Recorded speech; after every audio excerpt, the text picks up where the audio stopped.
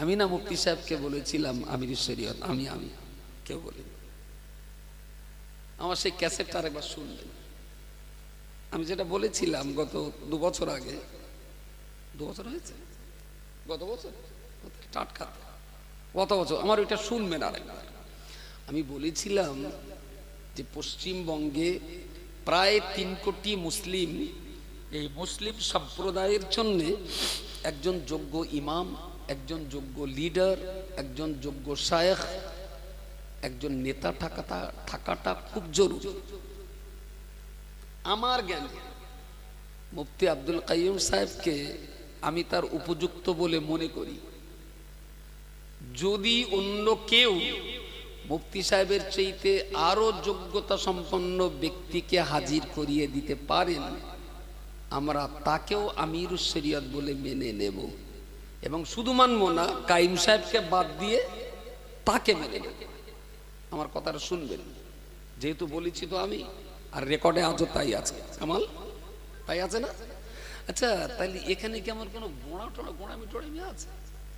আমি চাইছি একটা নেতা হোক, একটা ইমাম, তা সে আমি হই আর আমার বাপের ছেলে হোক। আমি তো বলিনি যে কাইম সাহেবকে করতেই হবে।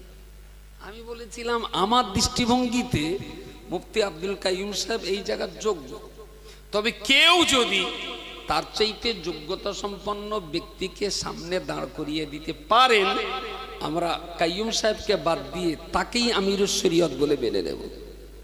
আচ্ছা, আমার কথার ভেতরে কি কোনো গোড়ামি ছিল? এই কথার ভেতরে কোনো দোষ টোষ খুঁজে পাচ্ছেন? বলেন।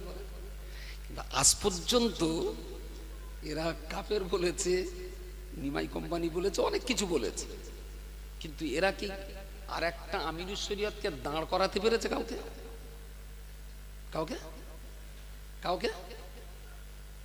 হ্যাঁ, সে জায়গায় কেউ গেছে? ওরা তো বলতে পারতো যে মাতিন সাহেব আপনি বলেছিলেন কাইম সাহেবের চাইতে যোগ্য কেউ যদি তাকে মেনে নেবে, তা আমরা সবাই মিলে বলছি কাইম সাহেবের চাইতে এই লোকটা বেশি যোগ্য। এইরকম কোনো কথা কানে এসছে এখনো? ইমাম কিন্তু একটা দরকার, কিন্তু মুফতি সাহেবকে যারা আমিরুস শরীয়ত বলে মানতে পাচ্ছেন না, আর এইটা নিয়ে যারা টিটকারি করছেন, আসলে ওরা কিন্তু যার সেই তৈরি আছে যে আমার আমিরুস শরীয়তটা লোকের টুকেও বলে না কেন। বুঝতে পারেননি? যে কটা লড়াই করছে সব কটা আমিরুস শরীয়ত হওয়ার নেশা। তাই ওরা তো সবাই মিলে তো একটারে দিতে পারত, সবাই মিলে। আমি অনেকদিন পর আজকে ঠট করলাম, অনেকদিন পরে, যে মানুষকে আর কত করে বোকা বানাবে। আমি তো বলিনি যে কাইয়ুম সাহেব আমিরুস শরীয়ত, আমি বলছিলাম আমার জ্ঞানে। তাহলে আমি আমার জ্ঞানে কাইয়ুম সাহেবকে আমিরুস শরীয়ত বলে মানতে পারি। আমার মসলা মাসাইল যা কিছু জানার থাকবে, আমার নেতা হিসেবে তার কাছ থেকে মেনে আমি নিতেই পারি। তোর যদি ভাই পছন্দ না হয়, তুই বল যে তোর বউ না আমিরুস শরীয়ত। তুই বল যে আমার বউ 18 বছর বোখারি পড়িয়েছে, আমি আমার বউটাকে আমিরুস শরীয়ত করে দিই। তারপরে যদি আমি ফতোয়া দিতাম সেটা আলাদা ব্যাপার। সঙ্গে যখন আমি এটা বলেছি যে এনার চেয়েও অন্য কোন যোগ্য ব্যক্তি যদি হাজির করাতে পারে, আমরা কাইম সাহেবকে বাদ দিয়ে তাকে মেনে নেব। তাইলে এখানে আর ঝগড়াঝাটি, অশান্তি, ফতোয়া দেওয়ার কোনো জায়গা আছে? জায়গা নেই। তারপরেও ঠেলে যাচ্ছে। উদ্দেশ্যটা কি? উদ্দেশ্যটা হলো কেউ হোক না হোক ও লোক হবে কেন? আরে ভাই, নেতা তো একটা দরকার। তো এই লোক যদি যোগ্য না, তোর একটা দে। এরা সাই গোষ্ঠী সবাই মিলে চেষ্টা করলেও নেতা দিতে পারবে না, কারণ এরা 33টা লোক, তা 34টা ইমাম। বুঝতে পারেন? এরা তো সবাই মোড়ল, এরা তো সবাই নেতা, এরা তো সবাই লিডার, কেউ তো কারুর মানে না। সর্বনাশ হচ্ছে এই জায়গাটায়। এতদিন এই 6-8 মাস হয়ে গেল, তো আর একটা কাউকে তো এখনো দাঁড় করাতে পারিনি ওরা। আর কোনোদিন পারবে বলে মনে হয়? পারবে বলে? মাঝে মাঝে এই ব্যাপারটা দেখতে পাচ্ছি, হাসিও লাগে, দুঃখও ধরে। আর আমি ঠিক এই খাতে ওটা ট্যাক্টার দেইনি। হঠাৎ এই মুসার কথা শুনে মনে হলো ওরকে গালগুল বন্ধ করার দরকার। আজকে আমি গুল ব্রেক সেটে দিচ্ছি, সুন্নতুল জামাতের আর কেউ এই খাতে যেন ট্র্যাক্টর না চালায়। বুঝতে পারেন? একটা লোকের অনেক দিন পরে একটা ছেলে হয়ে, ছেলে তো কোনো মতেই বাপেরও বাপ বলে না, মারও মা বলে না, মানে এদের দুটো টেনশন খুব। অনেক দিন পরে আল্লাহটা বাচ্চা দিলে হারামি একটু আব্বাও বলে না, আম্মাও বলে না। দেখো দিন ওরা ছেলে বিলে মাঠের থেকে আসলি ছেলে বিলে কি করে আব্বা আব্বা করে যায়, আর আমাকে এই জন্তু একবারও আব্বাও বলে না, মাও বলে না। তা দুজনের খুব টেনশনে পড়ে গেছে। আর নিজেরা স্বামী স্ত্রী দুজন রাত্রি করে ওই ক্লাসে বসে, কি করলি ওর একটু আব্বা মা বলা যাবে। তা বলছে এই দেখো পল্টু ওর আব্বার আব্বা বলে, আসলে সেন্টু তো বড়, সেন্টু আব্বা আব্বা করে, ওই দেখে দেখে আবার পল্টু শিখে গেছে। বলছে আমাদের তো একানি মাল, এ তো কারোর বলতেও দেখিনি, তো শিখবে কার কাছ থেকে। তখন ওরা দুটো মিলে ঠিক করে এলেছে। বউটা বলতেছে, স্বামীটা বলতে বউটা বলতে এই দেখ আমি না কালকে তোর মা বলে ডাক, আর ওই শুনে শুনে কচি তোর মা বলবে। হ্যাঁ তাই যদি হয় তাহলে আমি তোমার আব্বা বলে ডাকি। ওই শুনে শুনে বলেন বলেন কচিও আব্বা বলবে। এখন পরের দিন থেকে এরা দুটোই মোটামুটি চুক্তি করে ঘুরে ফেরে, আর বউটা ওর স্বামীটার আব্বা আব্বা করে ডাকে, ও ঘরে ফেরে ওর বউটার আম্মা আম্মা করে ডাকে। এখন ছেলে দেখতেছে ওর আব্বা বলতেছে, আম্মা বলতেছে, তো শুনে শুনে একদিন বেশ ওরও মুখস্থ হয়ে গেছে। তো একদিন ওর ওই মার কাছে কি একটা চাবে, তা বলতে ও আব্বার মা, নিজি মা বলে না, বলতে আব্বার মা। তখন বলতেছে না আর তাহলে হবে না, আর হওয়ার কোনো লাইন নেই। এখন এর ভিতরে কিছু আছে ব্যাপার স্যাপার, যে ও লোকের তো ঠেকানো যাচ্ছে না, আর আমরাও তো একটা দিতে পারতিস নেই। তা তুই আমার একটু আব্বা বল, আমি তোর একটু মা বলি, অন্তত দেশের জনগণ শিখে নে তুইও পীর আর আমিও পীর। তাতে বউডার মা বললি ফতোয়া কোথায় যাবে, স্বামীটার আব্বা বললি থাকবে কি না থাকবে, ওসব কোনো সার নেই। এখন যেভাবে হোক আব্বার মা ডাক শুনতে হবে। জনগণ তো বলে না, তা আমি তোর আব্বা বলি, এই শুনে শুনে জনগণ শিখুক, আর তুই আমার মা বল, এই শুনে শুনে জনগণে শিখুক। কিন্তু জনগণ তোরে মা বলবে না, বলবে বাপের মা। বেগুনির তরকারি এক ওকড়া দিলুম, এটা বাসি হয়ে গেলি, কালকে পান্তা খেয়ে আর চা বিস্কুটকে একটু ভাববেন খানিক সময় যে দূর কত দূর পর্যন্ত আছে। প্রিয় শ্রোতামণ্ডলী, আমি আপনাকে ক্লিয়ার কাট বলতে চাইছি, একটা জাতির অস্তিত্ব কিভাবে টিকবে, একটা জাতির ভবিষ্যৎ কিভাবে টিকবে, একটা আদর্শ কিভাবে টিকতে পারে, কেউ কি আমার জবাব দিতে পারবে? দিল্লির বস্তি নিজামুদ্দিনে তৈরি হলো, দিল্লির বস্তি নিজামুদ্দিনে তৈরি হলো সয়দারা তবলিগ জামাতের যিনি প্রতিষ্ঠাতা মৌলভী ইলিয়াস সাহেব, যে বৎসর দিল্লির বস্তি নিজামুদ্দিনে তবলিগ জামাতের প্রতিষ্ঠা করেছিলেন, ঠিক তার 20 বছর আগে এই বাংলা জমিনেতে মুজাদ্দিদুজ্জামান কুতবুল আলম আমিরুশ শরীয়ত আলা হযরত দাদা হুজুর পীর কেবলা রাহমাতুল্লাহ আলাইহি, তিনি কলকাতায় প্রতিষ্ঠা করেছিলেন নিখিল বঙ্গ তবলিগি মিশন। নিখিল বঙ্গ তবলিগি মিশন, এটা দাদা হুজুরই প্রতিষ্ঠিত। দাদা হুজুর জীবনী বই মৌলানা আব্দুল হাকিম সাহেবের লেখা আছে, জমানার মুজাদ্দিদ। সাইফুদ্দিন হুজুর লেখা আছে, ফুরফুরার হজরত। মৌলানা আব্দুল মাহমুদ সাহেবের লেখা জীবনীটা আছে। মৌলানা মহিউদ্দিন আহমেদি সাহেবের লেখা আছে দাদা হুজুরের জীবনী। তারপরে মৌলানা নেসর আহমদ সাহেবের লেখা আছে দাদা হুজুরের জীবনী। আল্লামা রুহুল আমিন সাহেবের লেখা আছে দাদা হুজুরের জীবনী। সুফি নূর আলী বাঁকপুরি সাহেবের লেখা আছে দাদা হুজুরের জীবনী। এই ধরনের 13টা জীবনী পড়ে যাবে, প্রত্যেকটাই দাদা হুজুরের জীবনী। জীবনী বইটা আছে। দাদা হুজুর কেবলা প্রতিষ্ঠা করেছিলেন নিখিল বঙ্গ তবলিগি মিশন। আলেম ওলামাদের ডেকে বলেছিলেন, তোমরা মাসে 28 দিন তোমাদের কাজ করবে, আর 2 দিন দিনের স্বার্থে তোমাদের ফ্রি কাজ করতে হবে। সুবহানাল্লাহ বলেন। পীর সাহেব কেবলা নিজের ফান্ডের থেকে গাড়ি ভাড়ার টাকা দিতেন, চিড়ে মুড়ি গুড় বাতাসা কিনে পাঠিয়ে দিতেন। বলতেন এই এলাকার মানুষ খুব অন্ধকারে আছে, ওদেরকে একটু নামাজ কালাম দিনের তালিম দিয়ে এসো। এই এলাকার মানুষ খুব অন্ধকারে আছে, ওদেরকে একটু নামাজ কালাম পড়িয়ে দিনের তালিম দিয়ে এসো। আর তোমরা একটু চিড়ে মুড়ি কিছু কিনে নিয়ে যেও, তারা হয়তো তোমাদের মেহমানদারি নাও করতে পারে। ঠিক এইভাবে নিখিল বঙ্গ তবলিগি মিশন তিনি যে বছর প্রতিষ্ঠা করেছিলেন, তার 20 বছর পরে যে দিল্লির বস্তি নিজামুদ্দিনের তৈরি হলো মৌলভী ইলিয়াস সাহেবের 6 ধারা তবলিগ। তার ফুরফুরা সিলসিলার তবলিগের বয়স 20 বছরের বেশি, তাই তো নাকি?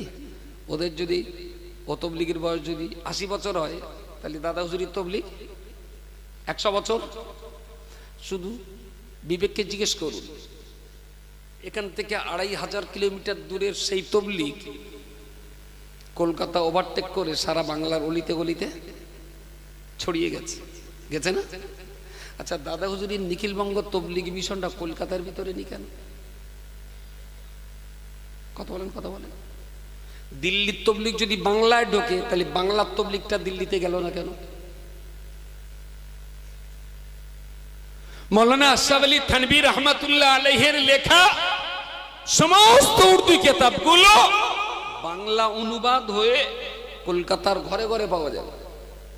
আশরাফ আলী থানভীর কিতাব প্রচুর বাঙালি মুসলমানরা পড়ে, কিন্তু ফুরফুরা সিলসিলার দাদা পীরের জীবনী, দাদা পীরের ওসিয়তনামা, আল্লামা রুহুল আমিন সাহেবের 152 খানা বাংলা কিতাবের এই কিতাবগুলো উর্দু, ইংলিশ, হিন্দি ট্রান্সলেট হয়ে কি বাংলার বাইরে গেছে বলে মনে হয়? আচ্ছা, এর জন্য কি নিমাই চাঁদের ছেলে একাদশ? বলেন বলেন। দিল্লির তবলিগ যদি বাংলায় ঢোকে, তাহলে বাংলার তবলিগটা দিল্লিতে যাওয়া দরকার ছিল তো নাকি? গেছে, গেছে কেন যায়নি? আত্মসমীক্ষা কি? আত্মসমীক্ষা করলে এটাই পাওয়া যাবে, আসলে কোন আদর্শ, কোন নীতি, কোন নৈতিকতা টিকবে কি টিকবে না তা নির্ভর করবে সেই আদর্শের পীঠস্থানের শিক্ষা কেন্দ্রের উপরেই। যদি সেই আদর্শের শিক্ষা বাঁচে, তাহলে আদর্শ বাঁচবে। যদি শিক্ষা না বাঁচে, শিক্ষা যদি না বাঁচে, আদর্শ বাঁচবে না। গোষ্ঠী সমেত সময় দিলাম পশ্চিম দিক থেকে বেলা 9টা পর্যন্ত। কলকাতায়, শুধু কলকাতায় 3400 মসজিদ আছে কলকাতায়। তার ভিতরে 3টে মসজিদে ফুরফুরা সিলসিলার আদর্শের ইমাম আছে, বাকি একটা তো নেই। এর জন্য কি নিমাই চাঁদের ছেলে বিলে একাদশ? কলকাতা, কলকাতা। দাদা হুজুর কেবলা যে রাজ্যের মুজাদ্দিদ ছিলেন, সেই রাজ্যের রাজধানী কলকাতা। সেই কলকাতাতেই দাদা হুজুরের আদর্শের ইমাম থাকলো না কেন? এর জন্য কি নিমাই চাঁদের দোষ? আসলে আমি সেদিন কথাটা বলেছিলাম, বাপের 2 রকম ছেলে, 2 রকম না 3 রকম। বাপ 1 বিঘে জমি রেখে মরে গেছে, 3টে ছেলে, বাপের 3 বিঘে জমি 1 বিঘে করে ভাগ হয়েছে। এখন বড় ছেলেটা 1 বিঘে জমি চাষবাস করে সংসার চালিয়েছে, আরো উদ্বৃত্ত টাকা দিয়ে 5 কাঠা জমি কিনেছে। মেজো ছেলেটা 1 বিঘে জমি নাড়াচাড়া করে সংসারটা চালিয়েছে, 1 কাঠা কিনতেও পারিনি, তবে 1 কাঠা বেচেও নি। 20 কাঠা বাপের রেখে যাওয়াটা ঠিকঠাক রেখেছে। আর ছোট ছেলেটা দারুণ মজা করে ফুর্তি করে সংসার চালিয়েছে খুব রাজ হালাতে। হিসেব করে দেখা যাচ্ছে 18 বিঘা শেষ 2 কাঠায় সেটে গেছে। তাহলে একটা ছেলে সংসার চালিয়ে জমি বাড়িয়েছে, এ হলো উত্তম ছেলে, খুব ভালো ছেলে। আর একটা ছেলে জমি বাড়াতে পারিনি, তবে বাবার জমিটা বজায় রেখেছে, এ হলো মধ্যম পুত্র। আর একটা ছেলে সংসার চালিয়েছে, বাবার জমি বেচে 1 কাঠা তো বাড়ায়নি, বরং 18 কাঠা বেচে খেয়েছে, এ হলো বলেন বলেন কুপুত্র। একটা উত্তম পুত্র, একটা মধ্যম পুত্র, আর একটা কুপুত্র। কুপুত্রের কারণেই দাদা হুজুরের জমি দিনে দিনে দিনে দিনে ছোট হয়ে যাচ্ছে। দাদা হুজুরের যে জমিন রেখে গিয়েছিলেন, সেই জমিন আস্তে আস্তে ছোট হয়ে যাচ্ছে। আমি আব্দুল মাতিন যদি দাদা হুজুরের উত্তম পুত্র হতাম, তাহলে দাদা পীর রেখে গেছেন 52 জেলা, আমি যোগ করে 72 জেলা করতাম। দাদা হুজুর ছিলেন 52 জেলা, এখন বলছে এটা 22 জেলাতে এসে ঠেকেছে, তার জন্য আমার মতো কুসন্তানরাই দায়ী। নিমাই চাঁদের পোতারা সেই জায়গায় স্বপ্ন দেখছে, সব যখন যাচ্ছে যেটুকানা আছে এটা ধরে রাখতে হবে, ধরে রাখতে হবে। 86টা মাদ্রাসা, 256টা কেরালা মডেল ইসলামিক স্কুল, 18টা গার্লস ক্যাম্পাস, এই নিয়ে একটা দারুণ সুন্দর শিক্ষার পরিবেশ তৈরি হয়েছে। তো আমি তো নিমাই কোম্পানি, আমরা তো নিমাই কোম্পানির প্রোডাকশান। তা আমরা যদি নিমাই কোম্পানির প্রোডাকশান হয়, এদিকে 256, এদিকে 80, এদিকে 18টা মেয়েদের মাথা সেসব কিছু করি, তাহলে টাটা কোম্পানিরা করলো কি? টাটা আদানি আম্বানি তো বিরাট নামী কোম্পানি। সবাই মিলে যদি আদর্শের প্রতিষ্ঠানগুলো চালাতে পারতাম, তাহলে নিশ্চয়ই দাদা হুজুরির সেলসেলার বাউন্ডারি 52 জেলা থেকে 72 জেলা হতো। যত দিন যাচ্ছে জেলা কমছে না বাড়ছে? জেলা যত পারো নিমাই কোম্পানির কাফের ফতোয়া দাও, তবে আমি অপেক্ষায় আছি। তুই ফতোয়া দিবি আমার কাফের, আর তোর ছেলের মেয়েটাকে আবার হালিমাতো সাদিয়ায় ভর্তি না করলেও শালা মানুষ হবে না। বুঝতে পারেন? এর চেয়েতে বড় প্রতিশোধ নেওয়ার আমার কাছে আর কোনো ভাষা নেই, কোনো ভাষা নেই। পশ্চিমবাংলার সর্বপ্রথম হজ ও ওমরা service centre Al Amin tour and travels প্রায় 3 যুগ ধরে আপনাদের সেবায় নিয়োজিত। স্বল্প খরচে সুন্দর পরিষেবায় ওমরা জিয়ারতের জন্য আজই যোগাযোগ করুন।